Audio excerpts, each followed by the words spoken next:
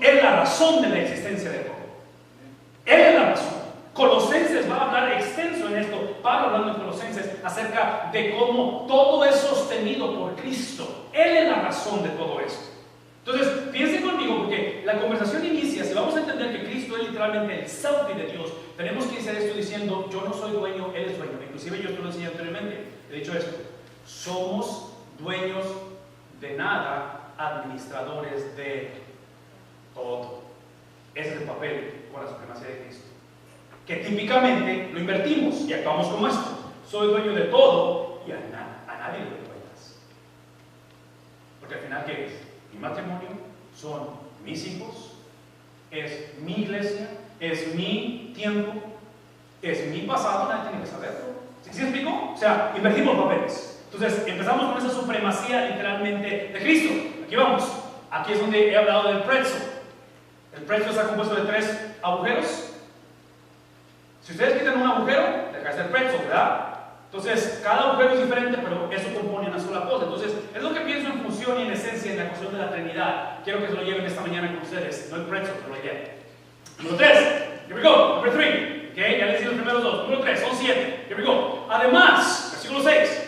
Al introducir a su primogénito, la palabra primogénito, firstborn, everybody familiar with that word? Firstborn. La palabra primogénito tiene que ver en el contexto de autoridad. En el Antiguo Testamento, los primogénitos son los herederos, son los que reparten los bienes, son los que acarrean el nombre, en fin, esa es la connotación de esto. Primogénito en el mundo, Dios dice, al introducir, lo cual es la segunda venida, creemos que es lo que está refiriendo, quiero que piensen en lo que he hablado con respecto a las dos eras, la era de maldad y la era de justicia. This is what we call the era of evil and righteousness. Maldad es la de abajo, justicia es la de arriba. Maldad y justicia, porque hemos dicho anteriormente que cuando Cristo venga por segunda vez, Él viene a ser, o Él viene a manifestar lo que los judíos pensaron que iba a ser la primera vez. En otras palabras, la semana pasada expliqué que la supremacía de Cristo no está basada simplemente en que Él es el león de Judá, y un día viene como león de Judá. La supremacía de Cristo no depende en el hecho de que un día toda rodilla se va a doblar ante Él, lo cual toda rodilla se va a doblar ante Él un día. ¿Sí me explico? En eso no es la supremacía de Cristo, y aquí está la ironía, y aquí está el por qué no nos atrae el selfie de Dios. Nos gusta más formular nuestra propia idea de Cristo, porque Cristo, y por eso están las dos eras empalmadas, en lugar de una al lado de otra empalmadas, es que Cristo, su supremacía, fue presentada o introducida a través del siervo sufriente. De lo cual, otra vez, piensen, si tú vas a ser supremo, no puedes ser, sí, es contradicción de términos, ¿no es cierto? We call this contradiction of terms.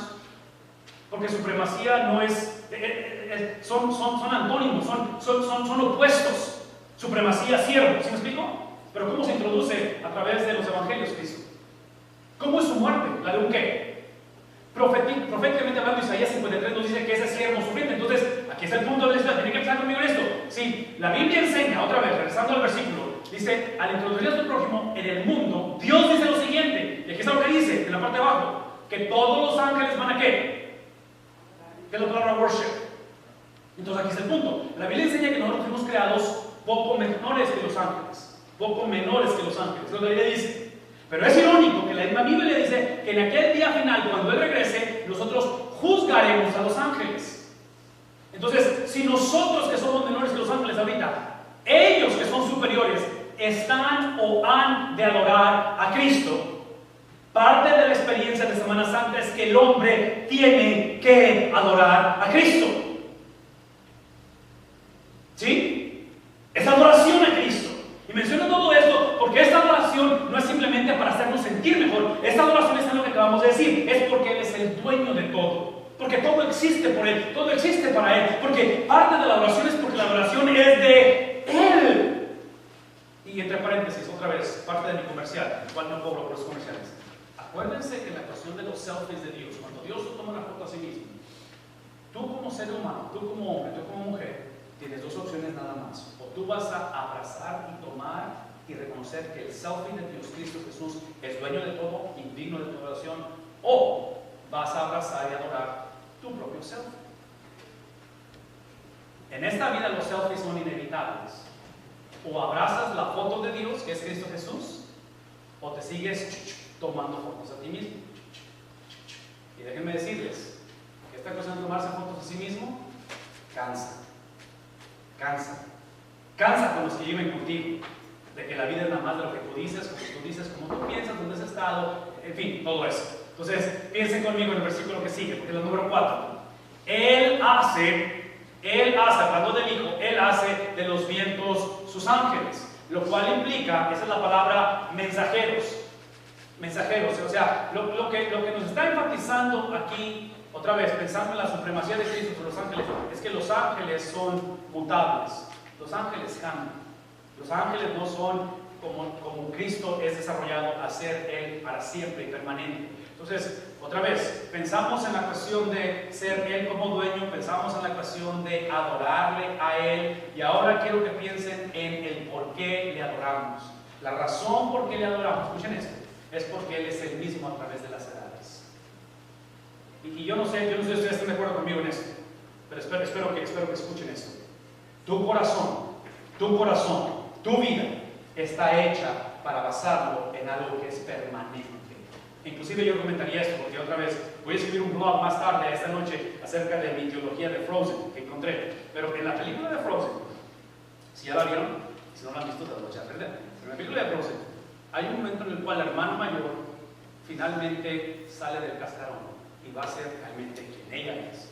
Y todas las canciones están padrísimas, pero en la canción que ella está entonando cuando ella sale del castillo y sale porque se siente rechazada, y parte de la canción es decir que ahora es libre, ella dice una frase la cual cuando la estaba viendo anoche dije, ¡ay! Otra banderita, vámonos, como el fútbol, la bandera de penalty, porque dice en la canción esto, dice, no right, no wrong, freedom. En otras palabras, ya no hay nada que sea correcto o incorrecto, simplemente y parte de mí automáticamente yo dije, sí, la verdadera libertad está en la permanencia de Dios. La única libertad que el hombre tiene es la habilidad de escoger a Dios. Esa es la única libertad. De ahí en fuera somos esclavos de Dios. ¿Sí me explico? Hacemos lo que Cristo dice. Eso significa libertad. Libertad es basarlo en algo inmovible, en algo eterno. Y la eternidad de Cristo nos da la habilidad de realmente crear y ser lo que realmente fuimos creados para ser. Realmente experimentar nuestra humanidad en todo el sentido de la palabra. So if you're single and you're young, I want you to hear this. The only way you can experience true freedom is when you live under the submission of God. La verdadera libertad está en la sumisión que tenemos delante de Él. Libertad no es hacer lo que yo quiera, porque mi argumento va a ser este y va a seguir siendo el mismo. Mi argumento es que cuando tú haces lo que tú quieres, al final de la historia terminas dañándote a ti mismo y dañando a quién más. A los que más amas.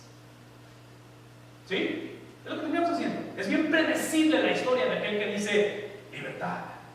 Entonces, piensen en esto. Lo que Cristo es eternamente es exactamente la habilidad que nos da de construir el futuro. Yo diría esto. I believe that eternality, la eternidad de Cristo, that's what builds, watch this guys, uniqueness. En otras palabras, cuando tú basas tu vida en Cristo, es lo que te hace ser diferente. Una vida basada en lo que es, diríamos, usando la analogía de los evangelios, en la arena, en lugar de la roca, es una vida que no es unique, es predecible. ¿Sí? Es predecible, todos sabemos a dónde va esto, ¿eh? Por mucho que diga, él la está haciendo y él pone y él quita, es un necio el que pone su confianza en sí mismo. Entonces, va en el número 5, versículo 8. Tu trono, oh Dios, la palabra Adonai, la palabra de Dios aquí, que tiene que ver con el concepto, otra vez, del Antiguo Testamento implicado en Cristo. Estamos hablando de Cristo. Tu trono, oh Cristo, permanece por los siglos de los siglos. Hablando de otra vez de lo que Cristo sostiene, de su durabilidad, de su eternidad. Y el cetro de tu reino, ¿qué tipo de cetro es? Come on. ¿Qué tipo de cetro?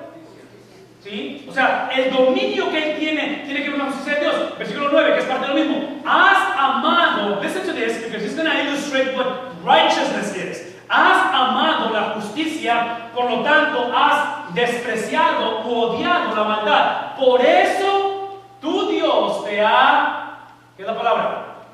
Ungido, sí. La palabra ungir o ungido es la referencia que usamos la semana pasada cuando hablamos de que Dios hablaba a través de profetas. En el Antiguo Testamento, el ungido de Dios es el término Mesías. En el Antiguo Testamento, el ungido era básicamente un rey o un profeta o un sacerdote. Hebreos nos está diciendo que Cristo es los tres. Cristo es profeta, Cristo es el sumo sacerdote y Cristo es también nuestro mediador, en este caso cuando hablamos acerca de este Mesías. Entonces Dios te ha ungido con aceite de alegría. Here's the bottom line, guys. This is on your handouts. La vida terrenal de Jesús no simplemente existe para que evitemos el infierno. Existe para que nuestra vida sea la expresión de la experiencia reversible del huerto del Edén. En otras palabras, here's what I want to say this to you.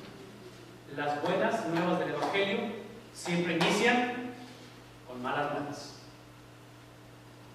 Una vez más, good news will always be introduced with bad news. Y aquí están las malas nuevas. Las malas nuevas dice esto. Las malas noticias es simplemente esto, que en Génesis capítulo 3 fuimos, de acuerdo a la teología de Pablo o los libros romanos, fuimos literalmente separados de Dios porque por cuanto todos hemos pecado, hemos sido destituidos de la gloria de Dios. Entonces, menciono todo esto porque lo que vamos a hacer muchos de nosotros esta Semana Santa, Lent, esta semana de celebraciones, es que vamos a pensar que la Semana Santa es para tener un encuentro con Dios donde simplemente mejore mi situación. Venimos a la iglesia para que Dios nos ayude en nuestra necesidad, de lo cual todos agradeceríamos y todos disfrutaríamos un mejor de tu persona. Tu esposa y tu esposo les va a gustar una mejor versión de lo que tú eres o de lo que yo soy. Todos tenemos, como decimos en inglés, room for improvement. Pero esto no inicia mejorando. Esta es una experiencia de transformación. Cristo en la tierra, amando justicia, desechando literalmente la maldad o el pecado, o en este caso lo describe como esa separación con Dios. Cuando Cristo modela justicia, es para que nosotros imitemos esa justicia, y la única manera que lo vas a imitar no es mejorando o dejando ciertos vicios, costumbres, es literalmente amando lo que Dios ama. Y es entender que mi vida necesita una regeneración, una restauración de su reino. Yo quisiera que esta noche, esta mañana termináramos simplemente con esto, porque el versículo 10 es el número 6 y 7. Jonathan, would you please come to the front, please? Vean lo que dice, y aquí terminamos esto. En el principio, otra vez, Adonai, oh Señor, tú. Esta palabra principio quiero que se vayan a Génesis capítulo 1, versículo 1, que dice: en el principio creó Dios, ¿qué cosa? ¿Sí? En otras palabras, la implicación es esto: antes de que hubiera algo, tú existías. Cuando Génesis habla de que Él creó los cielos en el principio, es que no hay nada antes de Él. No hay absolutamente nada. Entonces, dice: en el principio tú afirmaste, Cristo, tú afirmaste la tierra, tú afirmaste los cielos, y literalmente la obra de qué? En otras palabras, Él es el selfie de Dios porque Él es el agente de la creación del Padre. La razón por qué existimos es porque todo ser creado, toda su creación existe para exaltar al Padre. En Génesis capítulo 3, el hombre no solamente perdió comunión con Dios, la rebeldía del hombre con Dios trajo maldición en la creación. Cuando Cristo caminó entre nosotros, Él restauró la creación al Padre. Génesis capítulo 3 es el hombre diciendo: tú no eres dueño de la creación, yo soy dueño de la creación. Tú no eres dueño de las cosas, yo soy dueño. Y Hebreo nos dice: no, el dueño de todo, la razón por qué existe es Cristo Jesús. Y Cristo literalmente es el agente de creación, de tal manera que dice Él: pero tú eres siempre, ¿qué cosa? Tú eres siempre el mismo. Y tus años no tienen fin. Las buenas noticias del Evangelio es que la durabilidad y eternidad de Cristo es lo que le da la autoridad de poder cambiar todo. En otras palabras, porque Cristo no cambia, Él cambia todo. No puedes seguir usando las mismas herramientas que te llevaron a ese problema para solucionar el problema. Las calamidades de nuestra generación no es porque la maldad ha incrementado, aunque la maldad ha incrementado. La situación en el hogar no es porque tenemos hijos rebeldes o hijos apáticos o porque el esposo... si todo eso yo sé que existe y podemos hablar de eso, pero la raíz de esto es de que tenemos que entender que porque Cristo es el mismo y Él no cambia, Él ha expuesto nuestra fragilidad. Y nuestra fragilidad es expuesta cuando entendemos que nuestros pecados no definen nuestra esencia. En otras palabras, no somos pecadores porque pecamos, pero porque pecamos somos pecadores. O sea, pecamos no por lo que hacemos, pecamos por lo que somos.